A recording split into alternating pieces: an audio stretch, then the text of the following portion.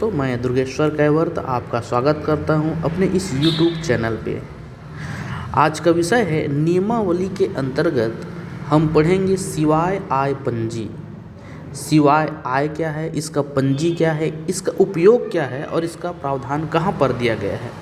तो देखिए, सिवाय आय पंजी का प्रावधान जो है नियमावली के अध्याय 10 नियम 13 में है और अध्याय 11 के नियम 5 में भी है सिवाय आय पंजी। इसमें कहा गया है कि पटवारी द्वारा निम्नलिखित फॉर्म में सिवाय आय संबंधित गांववार पंजी रखी जाएगी। ठीक है, तो यह जो है सिवाय आय क्या है और पटवारी इसे क्यों रखता है, किसको भेजता है, पूरा डिटेल जानेंगे। सिवाय आय मतलब समझ लीजिए एक्स्ट्रा आय। सरकार के पास कुछ भूमि रहती है जिस पर सरकार नीलाम करके वहाँ कुछ फसल लगवा कर जो है एक्स्ट्रा इनकम जनरेट करता है, उसका एक पंजी होता है। जैसे मान लीजिए कोई गांव है, तो किसी गांव के ये जो नदी नाला के किनारे पाल कछार की जो भूमि होती है उस पर गांव के किसान जो है किसकी खेती करते हैं, जैसे तरबूज, मिर्च, टमाटर, खीरा, ठीक है, ये सब की खेती करते हैं, साग सब्जी उगाते हैं। इसी प्रकार शासकीय भूमि होती है जहाँ पर फलदार वृक्ष होते हैं, जैसे आम का बगीचा, ठीक है, ये सब होता है।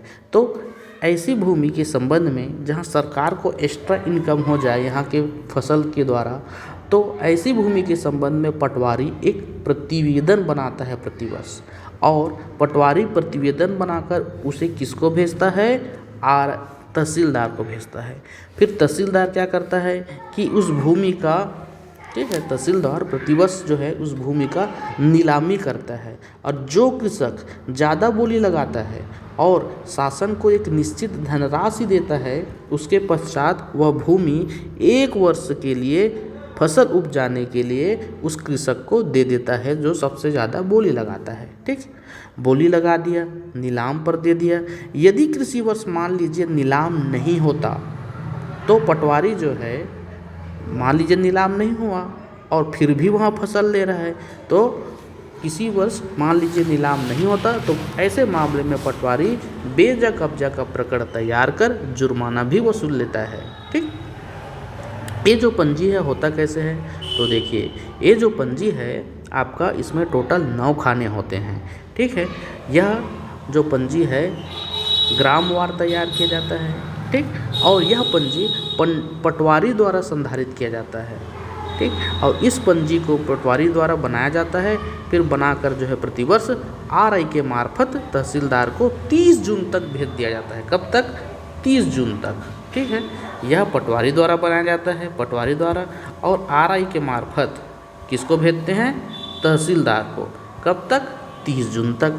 ठीक, और ये जो पंजी है तहसील के कानूनगो शाखा में रखा जाता है, यह भी इम्पॉर्टेंट है। ठीक है, और सिवाय आय पंजी में दर्ज सिवाय आय के ब्यौरों की शुद्धता के लिए उत्तरदायी कौन होगा? तो RI होता है।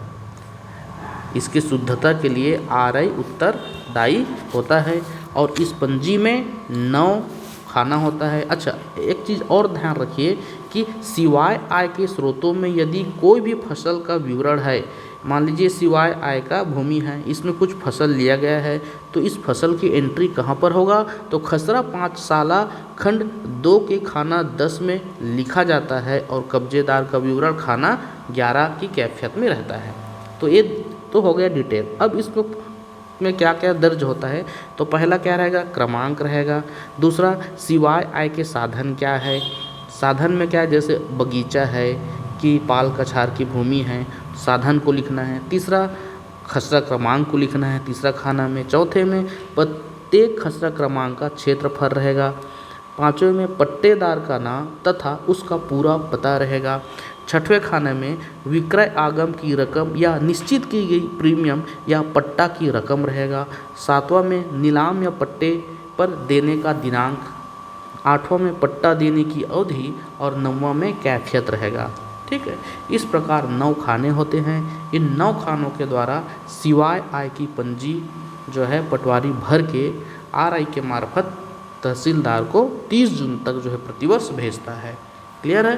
तो ये है आपका सिवाय आय पंजी।